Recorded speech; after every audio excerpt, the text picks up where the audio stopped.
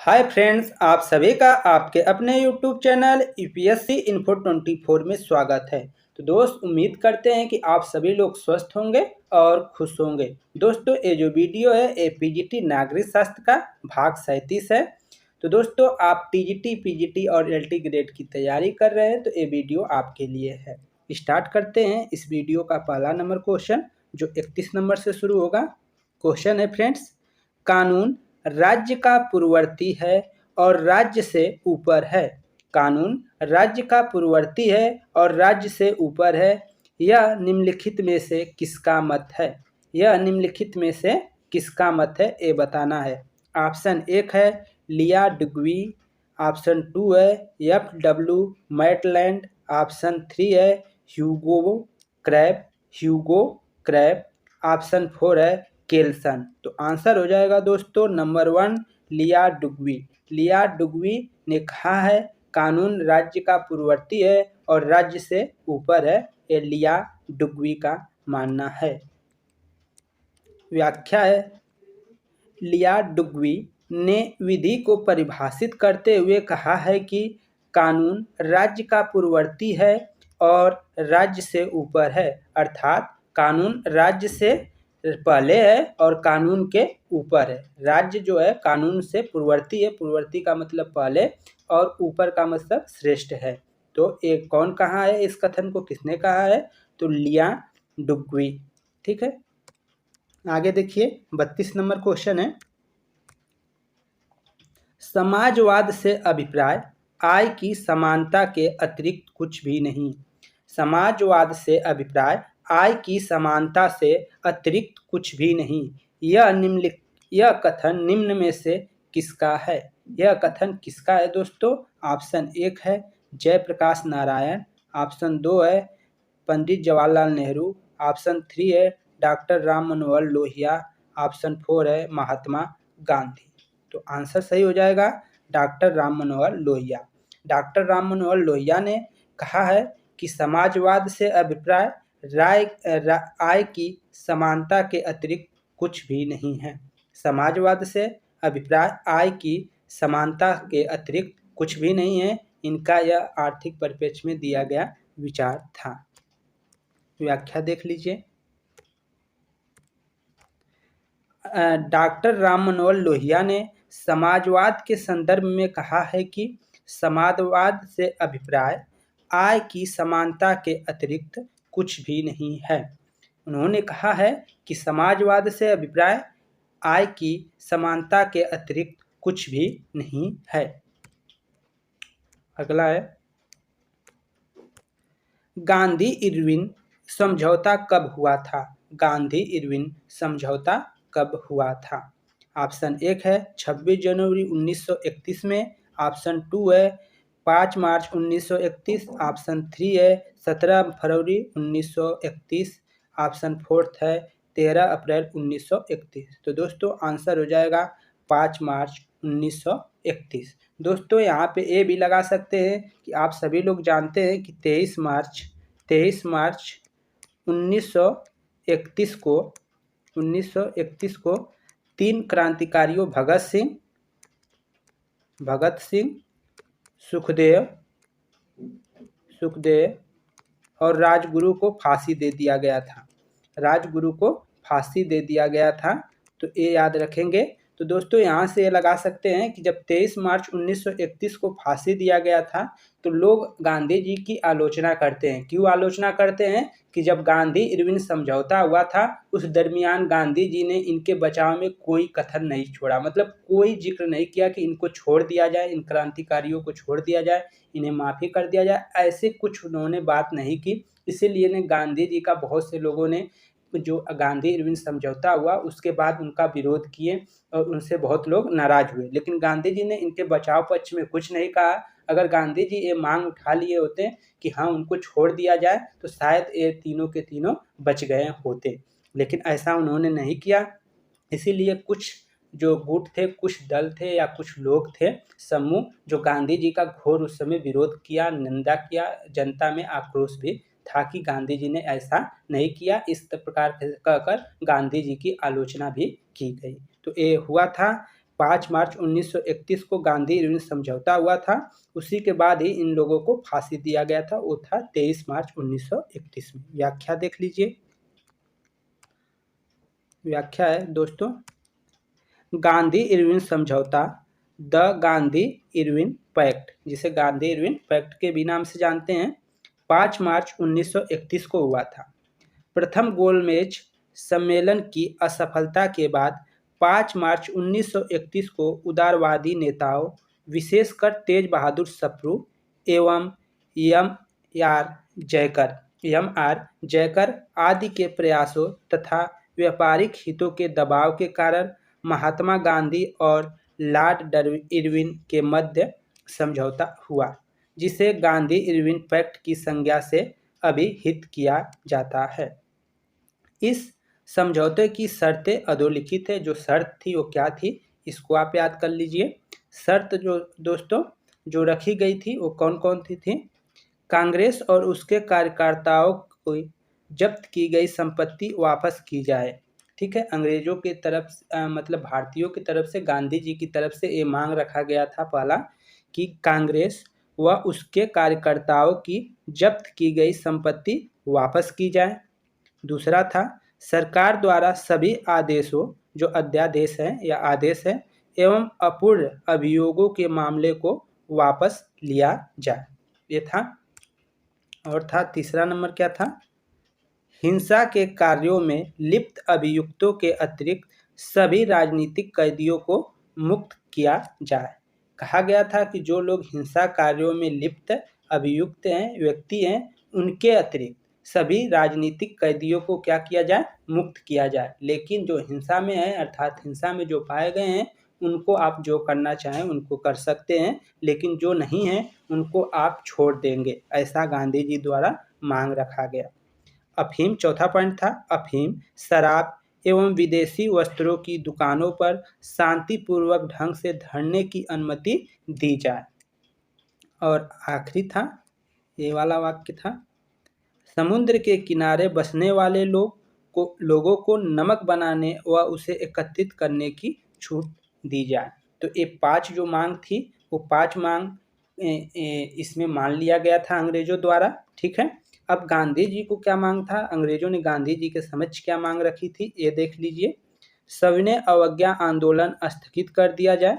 महात्मा गांधी ने कांग्रेस की ओर से निम्न शर्तें स्वीकार की। ठीक है, उन्होंने क्या क्या शर्तें स्वीकार की, तो उन्होंने स्वीकार किया दोस्तों कि सविनय अवज्ञा आंदोलन स्थगित कर दिया जाए, द्वितीय गोलमेज सम्मेलन में कांग्रेस की प्रतिनिधि भी भाग लेंगे, पुलिस की ज्यादतियों के खिलाफ निष्पक्ष न्यायिक जांच की मांग वापस ले ली जाए।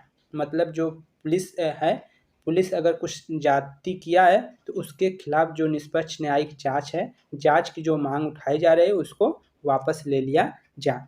नमक कानून का उल्लंघन की मांग व बहिष्कार की मांग को वापस ले लिया जाए। तो ये 4 पॉइंट इधर, 5 पॉइंट उधर थे, तो इनको आप नोट कर लेंगे। आगे चलते हैं। 34 नंबर क्वेश्चन है फ्रेंड्स, निम्न में से किस विचारक ने मृत्यु दंड का विरोध किया था? निम्नलिखित में से किस विचारक ने मृत्यु दंड का विरोध किया था? तो आंसर देखिए क्या क्या है। पहला है मिल, दूसरा है ग्रीन, तीसरा है वेंथम, चौथा है लॉक। तो दोस्तों आंसर जो हो जाएगा वो क्या हो जाएगा, ग्रीन। नंबर 2 सही हो जाएगा। ग्रीन महोदय ने क्या कहा है कि मृत्यु दंड का विरोध किया था। ठीक है, मृत्यु दंड का विरोध किया था। व्याख्या देख लीजिए। ग्रीन के अनुसार दंड का प्रधान उद्देश्य भविष्य में अपराध का निवारण है। ग्रीन के अनुसार दंड का जो प्रधान उद्देश्य है, मुख्य उद्देश्य है, वो भविष्य में अपराध न हो उसका निवारण है। और इस उद्देश्य की प्राप्ति के लिए साधन यह है कि जनता में अपराध के साथ इतना भय स्थापित कर दिया जाए जितना कि इस अपराध के लिए आवश्यक हो। भय अपराध मतलब मृत्यु दंड न देकर उसको भय इतना कर दिया जाए, भयभीत इतना कर दिया जाए कि वो अपराध न करे। ठीक है, अपराध न करे, ऐसा किया जाए। 35 नंबर क्वेश्चन है, जिन राज्यों में न्याय नहीं होता वह डाकुओं का समूह है। जिन राज्यों में न्याय नहीं होता वह डाकुओं का समूह है। यह शब्द निम्न में से किसके हैं या किनके हैं? ऑप्शन 1 है प्लेटो के, ऑप्शन 2 है अरस्तु के, ऑप्शन 3 है सुकरात के, ऑप्शन 4 है ऑगस्टाइन के। तो दोस्तों यह जो कथन है वो फोर्थ हो जाएगा, ऑगस्टाइन के हैं। जिन ऑगस्टाइन का मानना था कि जिन राज्यों में न्याय नहीं होता वह डाकुओं का समूह होता है या समूह हो जाता है। व्याख्या देखिए, संत ऑगस्टाइन ने कहा है कि जिन राज्यों में न्याय नहीं होता वह डाकुओं का समूह है। जिन राज्यों में न्याय नहीं होता वह डाकुओं का समूह मात्र है, ऐसा कहना संत ऑगस्टाइन का था। संत ऑगस्टाइन के महत्वपूर्ण राजनीतिक विचार उनकी पुस्तक द सिटी ऑफ गॉड में केंद्रित है। द सिटी ऑफ गॉड पुस्तक किसकी है? तो संत ऑगस्टाइन की है। आगे देखिए 36 नंबर क्वेश्चन, जॉन ऑस्टिन द्वारा प्रतिपादित संप्रभुता सिद्धांत को कहा जाता है। जॉन ऑस्टिन द्वारा प्रतिपादित संप्रभुता सिद्धांत को कहा जाता है या प्रभुसत्ता सिद्धांत को कहा जाता है? ऑप्शन 1 है लोकप्रिय प्रभुसत्ता सिद्धांत, ऑप्शन 2 है बहुलवादी सिद्धांत, ऑप्शन 3 है एकलवादी सिद्धांत, ऑप्शन 4 है प्रत्यक्षवादी सिद्धांत। तो कौन हो जाएगा आंसर? एकलवादी सिद्धांत तीसरा नंबर सही हो जाएगा फ्रेंड्स। जॉन ऑस्टिन द्वारा प्रतिपादित प्रभुसत्ता सिद्धांत को कहा जाता है एकलवादी सिद्धांत। व्याख्या देख लीजिए, व्याख्या है फ्रेंड्स, व्याख्या है संप्रभुता अविभाज्य और अदेय तत्व है। संप्रभुता अविभाज्य और अदेय तत्व है। इस प्रकार ऑस्टिन के अनुसार संप्रभुता राज्य की सर्वोच्च शक्ति होती है जो निरपेक्ष, अस्थायी, सार्वत्रिक, असंक्रामय, अनन्य और अखंड है, ऐसा ऑस्टिन का मानना है। आगे है दोस्तों, संप्रभुता के कानूनी सिद्धांत का पूर्व विकास जॉन ऑस्टिन के चिंतन में हुआ। उसने 1832 में प्रकाशित अपनी पुस्तक लेक्चर ऑन ज्यूरिस्प्रूडेंस में वैधानिक प्रभुसत्ता अथवा एकात्मवादी प्रभुसत्ता के सिद्धांत का प्रतिपादन किया। पुस्तक का क्या नाम है? Lecture on jurisprudence. ज्यूरिस्प्रूडेंस इनके पुस्तक का नाम है और इस पुस्तक में ही वैधानिक प्रभुसत्ता अथवा एकलवादी संप्रभुता के सिद्धांत का प्रतिपादन किया गया था। वैधानिक संप्रभुता या प्रभुसत्ता अथवा उसी को कहते हैं एकात्मवादी प्रभुसत्ता या एकलवादी प्रभुसत्ता के सिद्धांत का प्रतिपादन किया गया दोस्तों। उसने इसे परिभाषित करते हुए कहा है कि ऊपर से निम्नस्थ लोगों को दिया जाने वाला आदेश ही कानून है। ऊपर से निम्नस्थ लोगों को दिया जाने वाला आदेश ही क्या है? कानून है। ऑस्टिन ने भी संप्रभुता को अदेय, अविभाज्य, पूर्ण तथा अमर्यादित माना है। आगे व्याख्या देखिए, ऑस्टिन ने विधि शास्त्र व न्याय शास्त्र के क्षेत्र में नैसर्गिक अधिकारों व नैसर्गिक कानूनों के संकार को साफ कर सदाचार, विज्ञान, अर्थशास्त्र आदि को नकार कर उसने सकारात्मक विधि का सिद्धांत दिया है। ठीक है, इस प्रकार ऑस्टिन ने सकारात्मक विधि की नींव पर प्रभुसत्ता की संकल्पना का निर्माण किया है। इस प्रकार ऑस्टिन ने सकारात्मक विधि की नींव पर संप्रभुता की संकल्पना का निर्माण किया है। यदि कोई निश्चित मानवीय सत्ता अपनी जैसी किसी अन्य सत्ता की आज्ञा मानने में अभ्यस्त हो तो इस निश्चित मानवीय सत्ता को उस समाज में प्रभुसत्तावादी कहेंगे और इस सत्ता समेत इस समाज को राजनैतिक और स्वाधीन समाज कहा जाएगा, ऐसा ऑस्टिन का मानना था। आगे देखिए, 37 नंबर क्वेश्चन है, आर्थिक मानव की संकल्पना किसने प्रस्तुत की? आर्थिक मानव की संकल्पना किसने प्रस्तुत की, ये बताना है। ऑप्शन 1 है रिकार्डो, 2 है जॉन लॉक, 3 है हर्बर्ट स्पेंसर, 4th है एडम स्मिथ। तो दोस्तों इसका आंसर हो जाएगा 4th एडम स्मिथ। आर्थिक मानव की संकल्पना किसने प्रस्तुत की है? तो आर्थिक मानव की जो संकल्पना, आर्थिक मानव की संकल्पना को एडम स्मिथ ने प्रस्तुत की है। अब व्याख्या देखते हैं। एडम स्मिथ ने अपनी कृति inquiry into the nature and college of the wealth nations, जिसका संक्षिप्त रूप है वेल्थ ऑफ नेशन कहा जाता है। एडम स्मिथ की कृति inquiry into the nature and college of the wealth nation, जिसे संक्षेप में वेल्थ ऑफ नेशन कहा जाता है। तो एक किताब को हम लोग अभी तक वेल्थ ऑफ नेशन से जानते थे, लेकिन वेल्थ ऑफ नेशन का पूरा नाम है inquiry into the nature and college of the wealth nations, जिसका संक्षिप्त नाम ही वेल्थ ऑफ नेशन है। इसमें आर्थिक मानव की संकल्पना के सिद्धांत को प्रस्तुत किया गया है। वेल्थ ऑफ नेशन में ही आर्थिक मानव की संकल्पना को जो है प्रस्तुत किया गया है एडम स्मिथ द्वारा। 38 नंबर क्वेश्चन है, जॉन रॉल्स ने अपने न्याय सिद्धांत को क्या संज्ञा दी है? जॉन रॉल्स ने अपने न्याय सिद्धांत को क्या संज्ञा दी है, ये आपको बताना है।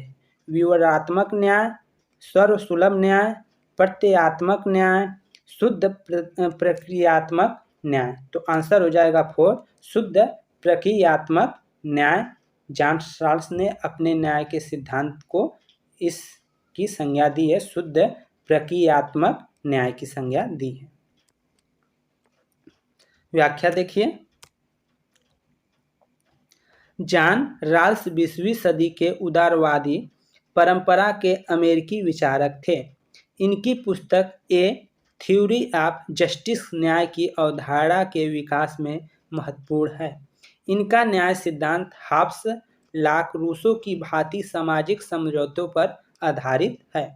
इनके अनुसार राज्य का कार्य केवल सामाजिक व्यवस्था का सुरक्षा करना नहीं, बल्कि सबसे अधिक जरूरतमंद लोगों की आवश्यकताओं को उच्चतम सामाजिक आदर्श बनाकर मूल पदार्थों को पुनर्वितरित द्वारा उपलब्ध कराना है।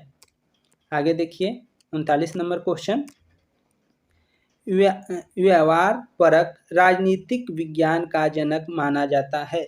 व्यवहार परक राजनीतिक विज्ञान का जनक माना जाता है। ऑप्शन 1 है डेविड स्टन को, ऑप्शन 2 है चार्ल्स मोरियन को, ऑप्शन 3 है गैब्रियल आमंड को, ऑप्शन 4 है ग्राहम वलास को। तो आंसर हो जाएगा दोस्तों डेविड स्टन को। राजनीतिक जो व्यवहार परक राजनीतिक विज्ञान का जनक माना जाता है, वह माना जाता है डेविड स्टन को। किसको माना जाता है? डेविड स्टन को राजनीतिक विज्ञान का जनक माना जाता है। व्याख्या देखिए दोस्तों, व्यवहार परक राजनीतिक विज्ञान का जनक डेविड स्टन को माना जाता है। राजनीतिक व्यवस्था का पद डेविड स्टन से जुड़ा है। व्यवहारवादी विचारक राजनीतिक शास्त्र को राज्य का नहीं, राजनीतिक व्यवस्था का विज्ञान मानते हैं। मोरियन को व्यवहारवादी आंदोलन का वैदिक पिता कहा जाता है। मोरियन या मेरियम की पुस्तक न्यू एसेप्ट ऑफ पॉलिटिक्स 1925 के व्यवहारवाद को एक ठोस आधार दिया। जो मेरियन है, इसमें 2 ऑप्शन आया है मेरियन का, ठीक है। चार्ल्स मेरियम, जो चार्ल्स मेरियम है उनको क्या बोला जाता है दोस्तों? तो उनको बोला जाता है बौद्धिक पिता, बौद्धिक पिता बोला जाता है व्यवहारवादी आंदोलन का। व्यवहारवादी आंदोलन का मेरियम को व्यवहारवादी आंदोलन का बौद्धिक पिता कहा जाता है। जो मेरियम है उनकी पुस्तक का नाम है new aspect of polity, new aspect of polity, जो 1925 में प्रकाशित हुई। में व्यवहारवाद को एक ठोस आधार दिया गया या व्यवहारवाद का क्या है जिक्र किया गया है। 40 नंबर क्वेश्चन है, किस राजनीतिक किसी राजनीतिक दल का मुख्य उद्देश्य होता है। किसी राजनीतिक दल का मुख्य उद्देश्य क्या होता है, ये बताना है। चुनाव लड़ना, जनमत तैयार करना, सत्ता प्राप्त करना, सदस्य बनाना। तो दोस्तों कौन सा आंसर हो जाएगा? चुनाव लड़ना, जनमत तैयार करना और सत्ता प्राप्त करना या सदस्य बनाना। तो इसका आंसर आप दीजिए। ऑप्शन आपको दिख गया होगा, ऑप्शन 3 सही हो जाएगा, सत्ता प्राप्त करना। किसी राजनीतिक दल का मुख्य उद्देश्य होता है सत्ता प्राप्त करना। आपको दिख गया। राजनीतिक दल वे स्वैच्छिक संगठन अथवा लोगों के वे संगठित समूह होते हैं जो समान दृष्टिकोण रखते हैं तथा जो संविधान के प्रावधानों के अनुरूप राष्ट्र को आगे बढ़ाने के लिए राजनीतिक शक्ति प्राप्त करने की कोशिश करते हैं। आगे देखिए 41 नंबर क्वेश्चन। किसने कहा था कि जाति प्रथा उन्मूलन का कार्य स्वराज से भी ज़्यादा महत्वपूर्ण है? किसने कहा था जाति प्रथा का उन्मूलन का जो कार्य है वह स्वराज से भी ज़्यादा महत्वपूर्ण है? ऑप्शन 1 है अरविंद घोष, ऑप्शन 2 है डॉक्टर अंबेडकर, ऑप्शन 3 है एम.एन. राय, ऑप्शन 4 है जयप्रकाश नारायण। तो दोस्तों आंसर आप सभी को मालूम हो गया होगा। डॉक्टर अंबेडकर जी ने, डॉक्टर भीमराव अंबेडकर जी ने कहा था कि जाति प्रथा उन्मूलन का कार्य स्वराज से भी ज़्यादा महत्वपूर्ण है, ऐसा उनका मानना था। व्याख्या देखिए। डॉक्टर अंबेडकर एक लोकप्रिय विधिवेत्ता, अर्थशास्त्री, राजनीतिज्ञ और समाज सुधारक थे। उन्होंने दलित बौद्ध आंदोलन को प्रेरित किया और अछूतों के सामाजिक भेदभाव के विरुद्ध अभियान चलाया। उन्होंने कहा जाति प्रथा उन्मूलन का कार्य स्वराज से भी ज़्यादा महत्वपूर्ण है। आगे देखिए 42 नंबर क्वेश्चन। वर्सा पैक्ट का गठन कब हुआ था? वर्सा पैक्ट का गठन कब हुआ था? तो दोस्तों आप सभी को मालूम होगा 1955 में। वर्सा पैक्ट का गठन 1955 में हुआ था। 3 ऑप्शन सही हो जाएगा। व्याख्या देखिए। व्याख्या है वर्सा पैक्ट का गठन 1955 में हुआ। इसका गठन नाटो के विरुद्ध में सोवियत संघ के नेतृत्व में पूर्वी यूरोप के देशों के गठबंधन से हुआ। ठीक है, इसका गठन जो हुआ था नाटो के विरुद्ध में सोवियत संघ के नेतृत्व में पूर्वी यूरोप के देशों के गठबंधन से हुआ। उधर जो है अमेरिका जो था, अमेरिका ने नाटो का गठन किया था, तो इधर जो है वर्सा जो है पैक्ट का गठन सोवियत संघ ने किया। इसमें सम्मिलित देश सोवियत संघ, पोलैंड, पूर्वी जर्मनी, चेकोस्लोवाकिया और हंगरी, रोमानिया तथा बुल्गारिया थे। कौन कौन थे? तो पोलैंड, पूर्वी जर्मनी, चेकोस्लोवाकिया, हंगरी, रोमानिया तथा बुल्गारिया थे। आगे देखिए फ्रेंड्स 43 नंबर क्वेश्चन। यूरोप संघ में यूरो मुद्रा का प्रचलन कब शुरू हुआ? यूरोप संघ में यूरो जो मुद्रा है उसका प्रचलन कब शुरू हुआ, ये आपको बताना है। ऑप्शन 1 है 1 जनवरी 1996 में, ऑप्शन 2 है 1 जनवरी 1998 में, ऑप्शन 3 है 1 जनवरी 1997 में, ऑप्शन 4 है 1 जनवरी 1999 में। तो आंसर आपका 4 सही हो जाएगा। 1 जनवरी 1999 में यूरोपीय संघ में यूरो मुद्रा का प्रचलन शुरू किया गया। यूरोपीय मुद्रा का प्रचलन शुरू किया गया 1999 में 1 जनवरी को। व्याख्या देखिए। यूरोपीय संघ में यूरोपीय मुद्रा संस्था की स्थापना 1 जनवरी 1994 को हुई तथा यूरोपीय मुद्रा का प्रचलन 1 जनवरी 1999 में प्रारंभ हुआ। इसके परिणाम स्वरूप यूरोपीय राष्ट्रों में प्रचलित विभिन्न मुद्राएं समाप्त हो गईं। आगे देखिए 44 नंबर क्वेश्चन है। भारत में Indian institution of public administrator की स्थापना किस रिपोर्ट के सिफारिश के आधार पर हुई? भारत में Indian institute of public administration की स्थापना किस रिपोर्ट के सिफारिश के आधार पर हुई, ये बताना है दोस्तों। तो इसका जो आंसर है वो देखिए कौन कौन से ऑप्शन है। ऑप्शन 1 है गोरेवाला रिपोर्ट, ऑप्शन 2 है संथानम रिपोर्ट, ऑप्शन 3 है एपी लवी रिपोर्ट, ऑप्शन 4 है अयंगर रिपोर्ट। तो इसका आंसर जो हो जाएगा दोस्तों कौन सा हो जाएगा, आंसर 3 हो जाएगा एपी लवी रिपोर्ट। एपी लवी रिपोर्ट के आधार पे ही क्या किया गया था, Indian institution of public administrator की स्थापना की सिफारिश की गई थी। व्याख्या देख लीजिए। व्याख्या है फ्रेंड, एपी लवी रिपोर्ट 1953 के आधार पर Indian institute of public administrations की स्थापना 1954 में हुई। यह एक शोध एवं प्रशिक्षण संस्था है जो कार्मिक मंत्रालय के अंतर्गत कार्यरत है। आगे देखिए 45 नंबर क्वेश्चन, लोक लेखा समिति में शामिल होते हैं। लोक लेखा समिति में शामिल होते हैं, कौन शामिल होते हैं, लोकसभा के 15 सदस्य या लोकसभा के कोई सदस्य नहीं, राज्यसभा के 7 सदस्य या राज्यसभा का कोई सदस्य नहीं। तो आंसर कौन सा हो जाएगा दोस्तों, तो इसमें ये दोनों आंसर गलत है, ए वाला और ए वाला गलत है। तो दोस्तों आंसर जो आपके हैं ये दोनों वाक्य पहला और तीसरा सही है। तो मिलान कर लीजिए पहला तीसरा कौन सा है, तो 2 में पहला तीसरा है, यही आपका सही आंसर हो जाएगा। जो लोक लेखा समिति होते हैं उसमें टोटल 22 सदस्य होते हैं दोस्तों, टोटल 22 सदस्य होते हैं, जिसमें से 15 लोकसभा से होते हैं और 7 राज्यसभा से होते हैं, और इनका जो कार्यकाल होता है 1 वर्ष होता है। व्याख्या देख लीजिए। इस समिति की स्थापना 1921 में भारत सरकार अधिनियम 1919 के तहत की गई और यह अभी विद्यमान है। लोक लेखा समिति में 22 सदस्य होते हैं, जिनमें से 15 लोकसभा से तथा 7 राज्यसभा से निर्वाचित होते हैं। इनका निर्वाचन आनुपातिक प्रतिनिधित्व पद्धति के एकल संक्रमणीय मत के द्वारा होता है। इनका कार्यकाल 1 वर्ष का होता है। तो फ्रेंड्स यहीं पे टोटल जो 15 क्वेश्चन थे वो समाप्त होते हैं। दोस्तों हम उम्मीद करते हैं कि हमारे द्वारा जो प्रयास किया जा रहा है वो आप लोगों को पसंद आ रहा होगा।